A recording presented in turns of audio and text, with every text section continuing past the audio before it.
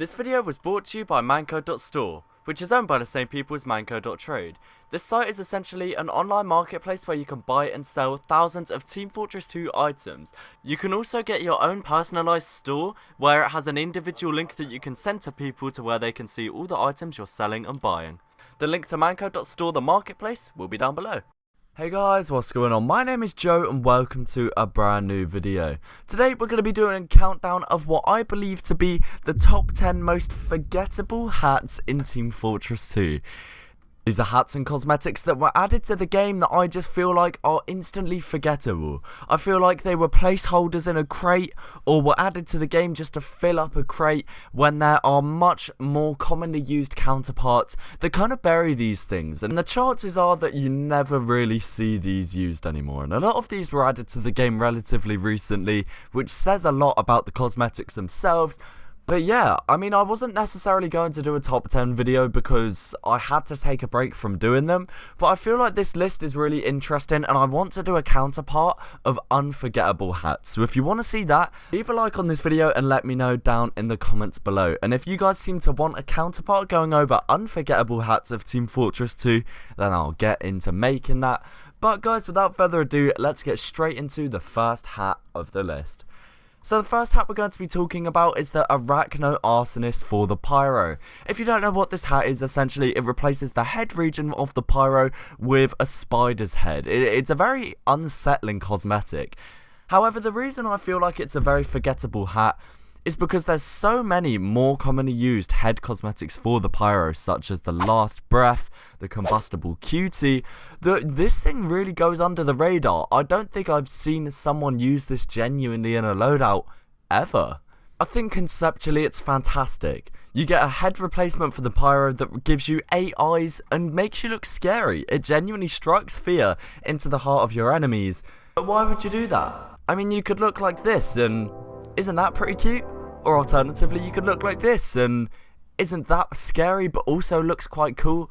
I just feel like there's no real place for the Arachno-arsonist, which is why I think it is a forgettable hat. Coming in the second spot, we have the Conagher's utility tool for the engineer. I probably butchered that name, but let's move past it. So this is a belt replacement for the engineer, which probably explains why when I initially heard of this cosmetic and found out about it, I literally had to Google it because I had no idea what it was. This cosmetic is based from a character called Indiana Jones from the film Raider of the Lost Ark. I'm sure most of you know Indiana Jones, but essentially there is a scene in the film where he steals a small golden artifact and replaces it with a stone, and this is meant to be exactly that, and the whip is paying homage to Indy. Conceptually, once again, it's fantastic. If you're a big Indiana Jones fan, you can go crazy with this cosmetic. However, I just feel like it's so not noticeable, and because it's in such a sort of unseeable region for the engineer, that realistically it's almost a waste of a cosmetic slot. You could have a face cosmetic, a hat, and a body cosmetic, or you could have a face cosmetic, a hat, and a little whip on the side. I know which I'd prefer. Coming up next is one cosmetic that represents a whole type of cosmetic, but this is the Pocket Yeti, representing pocket cosmetics in general.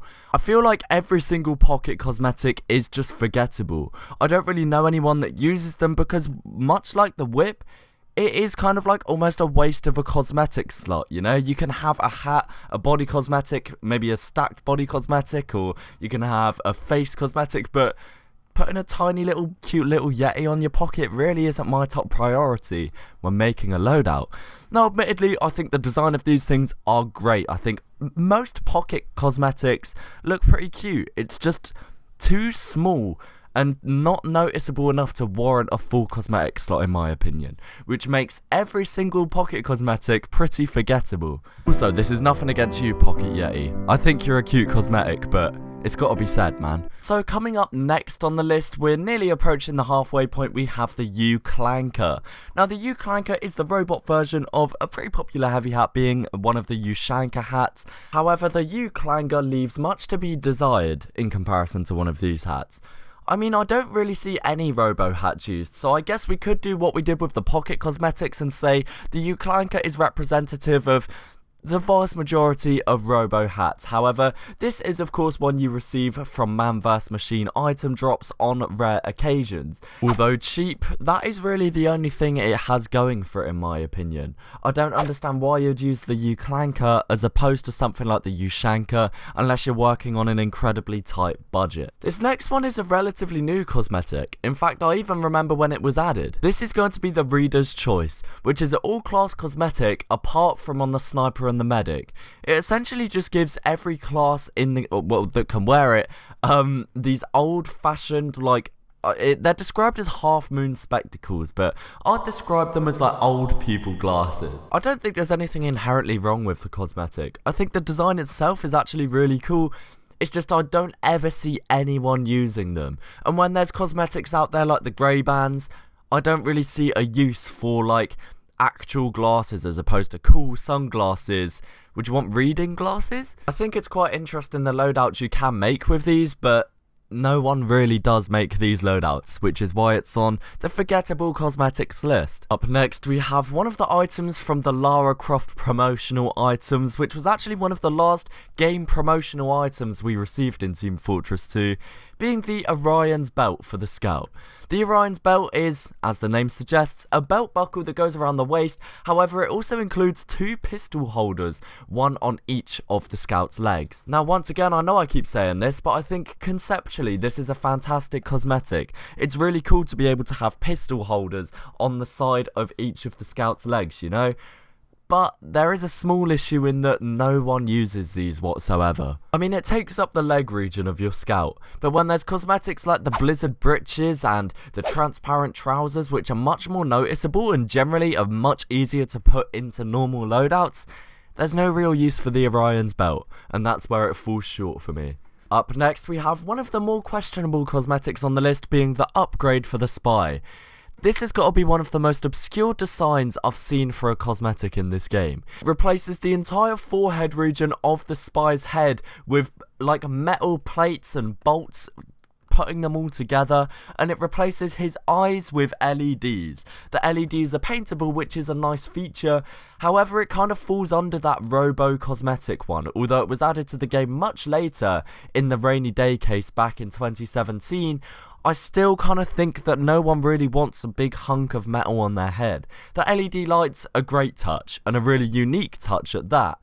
However, I just don't think that the metal plates are really desirable in terms of headwear for the Spy. Up next, we have another promotional item, this time being for the Soldier, being the Big Daddy that was added in February 2014. This item was introduced in a pack along with a few other cosmetics to promote a new BioShock game release. A few months later, in the July of 2014, Valve removed the promotional restrictions of the hat, meaning you can now craft it. I feel like there's a recurring theme of promotional items where, because it's so relevant to the BioShock series or the Tomb Raider series, that it's really hard to fit in any loadouts outside of that.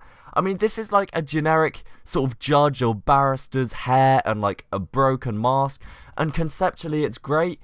I just don't like it, and I don't ever see it used. I mean, there's not any cosmetics that spring to mind when you think of loadouts that could go with this hat. Up next, guys, we're going to be talking about the Bacteria Blocker. And there's a very similar hat to this, which is the Breather Bag. I think they're both relatively forgettable, but I'm going to be speaking about the Bacteria Blocker because I see it even less than the Breather Bag. So the Bacteria Blocker is a Scout cosmetic, and it replaces the entire head region with this like surgeon's protective mask thing, and it does very similarly follow the theme of the Breather Bag, being that it's meant to keep germs out, I think is the theme for this hat.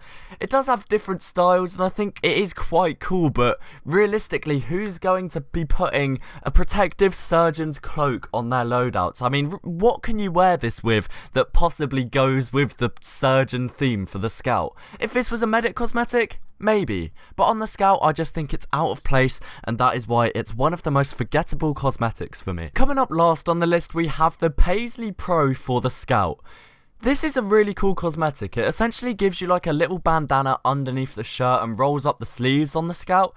However, I just feel like this is a very forgettable cosmetic, purely for the fact that most scouts will be using a fast learner, or they'll be using a track terrorizer, or just something a bit more commonly used. This is a cosmetic that never gets used. Of course, it is part of the set with the Argyle Ace and the Pomade Prince, but I mean, I don't think I've ever seen anyone actually using that set.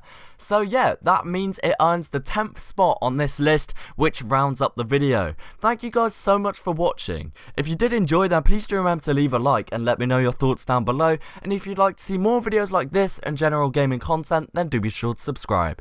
Thank you again so much for watching, guys, and peace. Also guys, if you are looking to level up your Steam profile, then head over to XD's Leveling Up service.